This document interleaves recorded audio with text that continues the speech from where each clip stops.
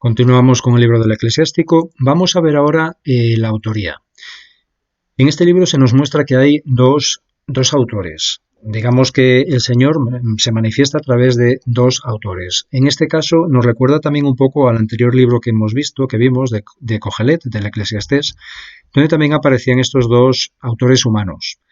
Estaba ese narrador y estaba ese sabio. El narrador que hacía la presentación y luego el epílogo y el conjunto de todos los proverbios que aparecían digamos que era trabajo ya de un sabio, era el que manifestaba esa palabra de Dios. En este caso, en este libro, también hay dos autores, sería el traductor del texto y también otro sabio. Aquí lo que ocurre es que este traductor, como se nos muestra claramente al principio del libro, aquí lo vemos en el versículo 7, habla de mi abuelo Jesús. Es decir, el traductor de que traduce ese texto del hebreo al griego es el nieto del sabio, que es el que lo había escrito en hebreo, que se llamaba, como aquí muestra claramente, Jesús. Lo que vemos aquí.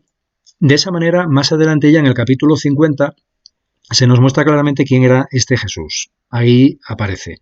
Instrucción de inteligencia y ciencia ha grabado en este libro Jesús, hijo de Sirá, Eleazar de Jerusalén, que vertió de su corazón sabiduría a raudales.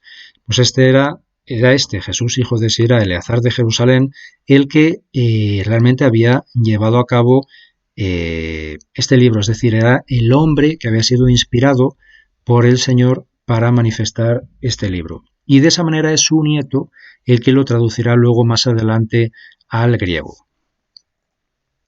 De esa manera, el nombre del libro en castellano lo conocemos de estas dos formas: libro de Sirácida o libro del Eclesiastés. El libro de Sirácida era el título propio en hebreo, porque venía del nombre de este hombre, de Sirá.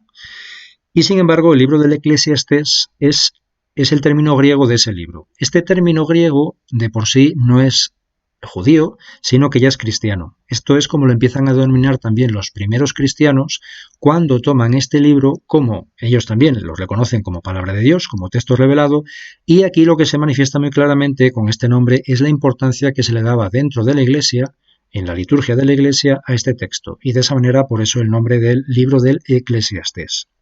Término, como os he dicho, que es griego. Vamos a recordar un poco quiénes eran estos sabios, que aparece en este eclesiástico y también había aparecido en ese otro Eclesiastés. Estos sabios eran personas que vivían y enseñaban normas de conducta para llevar una vida virtuosa, es decir, para tratar de hacer la voluntad de Dios. Se cuestionaban sobre los problemas que acechaban a la vida del hombre.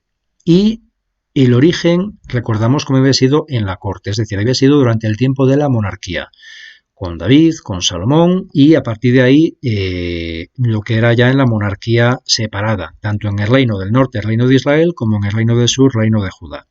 Y eran estos sabios de la corte que aconsejaban sobre el buen gobierno precisamente a los monarcas, a los reyes. Es después del destierro cuando ya no se da la figura del profeta, es decir, a partir del siglo VI a.C., cuando la dirección espiritual del pueblo ya corre a cargo de estos sabios. Ya no había profetismo tan patente como antes y esa dirección espiritual se centraba mucho en estos sabios, en estos hombres de Dios que tenían ese conocimiento profundo de esa voluntad divina, de esa sabiduría. Como os pongo aquí, parte de estos textos entonces son de esta época, es decir, a partir de 538 a.C., cuando termina el exilio, cuando el pueblo que había sido exiliado a Babilonia puede volver otra vez a Israel, a la tierra prometida, ellos serán los encargados de recopilar esas antiguas colecciones que ya existían, ya de David, de Salomón evidentemente muy abundantemente, y de otros sabios ya anteriores. Bueno, pues ellos habían recopilado esas antiguas colecciones de estos mashalim, es decir, de estos proverbios antiguos. Esta figura del sabio, como decíamos, aparece en la monarquía y muy claramente Salomón ya de por sí es esa figura clave muy patente de esa sabiduría, de ese gran sabio que en este caso además se identificaba también con el mismo rey. Y así aparece en primer libro de Reyes en el capítulo 5. Dios concedió a Salomón sabiduría e inteligencia muy grandes y un corazón tan dilatado como la arena de la orilla del mar. La sabiduría de Salomón era mayor que la sabiduría de todos los hijos de Oriente y que toda la sabiduría de Egipto. Es decir, superaba con creces las sabidurías, los conocimientos que había en los grandes imperios del momento, en los imperios mesopotámicos y también, evidentemente, en el poderoso imperio egipcio. Estos sabios se centraban en la reflexión a través de la experiencia, es decir, era, como aparece en los proverbios, es todo muy experimental, muy sensorial también, sin hacer especiales alusiones al mesianismo de Israel. No se centraban en esa esperanza del Mesías, no era algo tan patente, todavía no era la voluntad de Dios que fuera algo tan patente, sino que predicaban una moral más natural, más universal, no desvinculada de las principales exigencias de la ley mosaica, de la ley de Moisés, pero sin centrarse tanto en el formalismo religioso de la misma, es decir, lo que decíamos, más universal, más universalista.